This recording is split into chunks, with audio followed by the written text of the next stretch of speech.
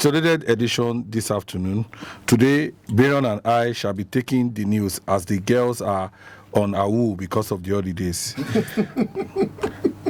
Baron, welcome to the show today. Thank you, Mr. Bond, and Happy New Year to our listeners out there. Happy New Year. It's a wonderful year. It's a movie year once again, and it's going to be a lovely year for all of us. I hope you are enjoying your holidays. I am. I sure am. Okay, here we go with the hottest news in Nollywood. I'll take the first one and then Baron will respond to it. Actress Mercy Aigbe has raised concerns over reports that some cinemas are allegedly discouraging fans from watching a recently released film, Thin Line. It's a sad one. I read that and it's actually not even Mercy Aigbe saying it. It's actually some fans, who witnessed that, wrote to her to tell her that you need to do something about it. I want to watch your film, but they are telling me to watch other films for one reason or the other. And I think it's such a bad thing. I sincerely hope it will, Mercy and her team would not just pay a lip service, to this allegation. It should be looked into, because I remember that I read that thing and I saw another colleague of ours, Jami or Aziz or some, I think. Even Femi Branch. Who said the same thing happened exactly. Femi Branch said. Jami tweeted that same thing happened in Genesis, Maryland. Femi Branch did a video and said the same thing happened when he went to do. It's a sad one. I mean, I know what it takes. If I don't know the exact figure, I know exactly what it takes, to put films together.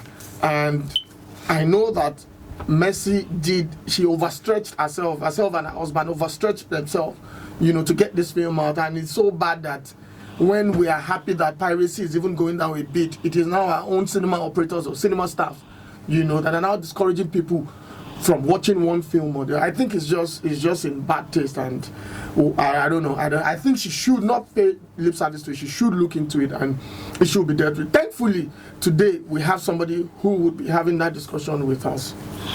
All right. Top 10 movies that shook Nollywood in 2024. Fumilayo Ransom Kuti by Bolanle Austin Peters. A Tribe Called Judah by Funke Akindele. The Weekend by Daniel Oreachi. Ajoshepo by Kayode Kasum. Oloture The Journey by Ebony Life Studios. Anikulapo Rise of the Spectre by Kunle Afolayan. All Is Fair in Love by Deyemi Okonlawon. Momiwa by Biodun Stephen. Farmer's Bride by Adebayo Tijani. And Jackneth Opukeme, Queen Latifat by Adeoluwa Owu and Umi Toriola. Well, I cannot but agree with this list, although there are so much more. And then the Oluture, I think that the second one, I don't think is out. Yes. Yeah, it's out. Yeah, I think I've seen it. It's a series. It's a series yeah. Now. And I think that all the movie here, I have seen them except the Weekend that I didn't finish watching. In the cinema? No. I tried to watch it on Circuit. Oh, okay. The new platform. Okay. You understand? Then I didn't see Farmer's Bride at the cinema, so I'm waiting for it on the streaming platform. But there are so many. I must confess that something needs to be done on developing infrastructure for Nollywood, the cinemas, even the streaming network. The two streaming networks are not enough to do justice to the amount of movies, because I know a lot of producers who have movies that they can't even sell because of having to take a queue. And the ones that are being streamed now, there are quite a lot of good movies. One Good Night is not on this list. Beautiful movie. Family Base, I saw it this morning. Yeah. Beautiful movie. So there are so many movies. Roses and Ivy is not even here. Seven Doors is not even here. Lagos Christmas is not here. A Downfall Christmas is not even here. So Nollywood is doing more than its own fair share. What I just think we need to do now is to sit down with the government and nobody's asking them to give anybody money, but develop the infrastructures to help people. When this happens, it's going to be a win-win for everybody. I think I agree with you. I mean, I agree with you, Mr. Bond, but I think there's something in the pipeline. If I'm not mistaken, the executive director for the National Film and Video Centers Board, Dr. Shaibu Hussaini, actually said that community cinema is one of the things the Minister for Arts, Culture and Tourism, and Creative Economy would be seriously looking into. My own problem with all this is this. The minister has been there for now more than 14 months.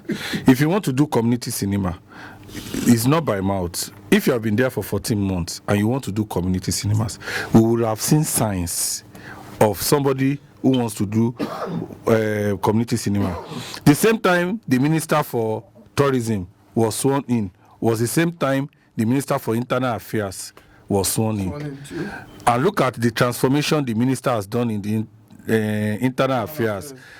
First, he cleared all the backlog of passport. Second, they have digitalized passports, processing, and the rest. That even abroad now, when where there is always cry and issue, you will sit down in your house, do it, and it will be posted to you. So the same time that she has had is the same time. I watched her on channels when it was 1 year after she had become minister. It's the same. I will do. So after this year, if we are still there, then I'm just not going to take. Well, I agree with you once again, but I believe I want to take a word for it, and I'm hoping that this year the community cinema, because I feel that if we have enough community cinemas, then we will not have issues of screens. So we have more of these films, go into many cinemas, and we can have as much as. And I think that if somebody who knows the minister is listening, what the minister simply needs to do is to go back and look at the report of the Amaka Igwe report. The Mupicon. No, there was a report that Amaka Igwe, there was a document that Amaka Igwe actually did just before she died that was presented to President Jonathan. I was at that event in 2013, I guess, 2014 at Marina. You understand? Everything that will help the development of the cinema infrastructure is in that document. The document was developed to build 774 community cinemas across all the local governments in Nigeria. And in that document was how the funding was going to come from, not necessarily from the federal government. So that's what I just think. Interesting. Actor Richard Mofedamijo, popularly known as RMD, has celebrated his 24th wedding anniversary. It seems that RMD is just in the news for celebration in the last few weeks. For good things, I think it's just a good one. Last week, it was his daughter's graduation in the US. He celebrated his 24th wedding anniversary with his wife, Jumobi Adegbeson, who he fondly calls Abike. I think it's a good one. I mean, so we have Nollywood legends. We have individuals who have given their all to Nollywood, and the industry is paying back. I'm extremely happy, listening, getting this news from RMD. There's not been, any bad news, and it's comforting. That the youngsters, the young actors, the up and coming can actually look forward and say, okay, so this is RMD. I think I should, figure my career just like he did. So I think it's a good one. And congratulations to RMD and to Jimmy. What goes on in my marriage is nobody's business. My wife is free to do whatever she wants.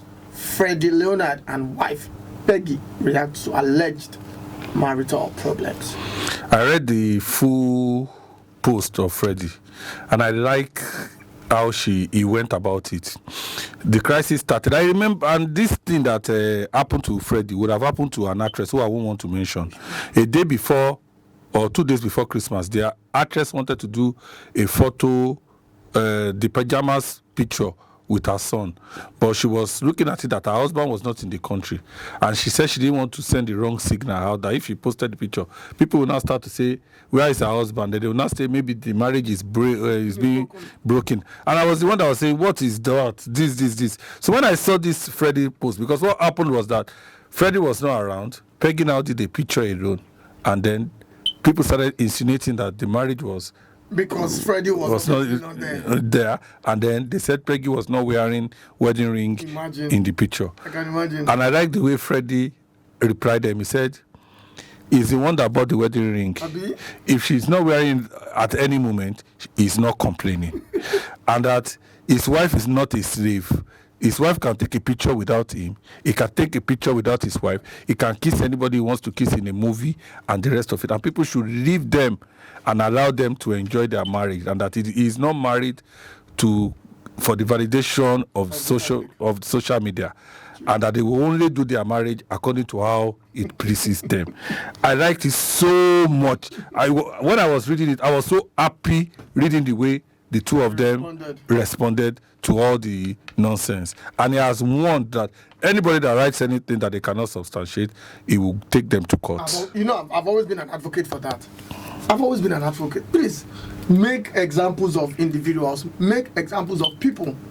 Maybe we'll stop all these social media trolls and all that. Mohbad's younger brother, Adura, has demanded for a public apology from Yomi Fabi or face a lawsuit of 1 billion naira for publicly defaming him. Me personally, I am tired of this Mohbad issue and the way it's even entering Nollywood. I honestly don't have an apology for this, but I have to tell you that quite a number of people are using Mohbad's memory name to get undue, unnecessary fame, unnecessary attention. Quite a number of individuals. So I don't need to start mentioning names now. And it's so unfair to the memory of the young man. It's not only unfair, it is highly insensitive. Very, very. And then one thing not to ever want to have anything to do with, because I don't understand why people do this kind of things. I don't understand.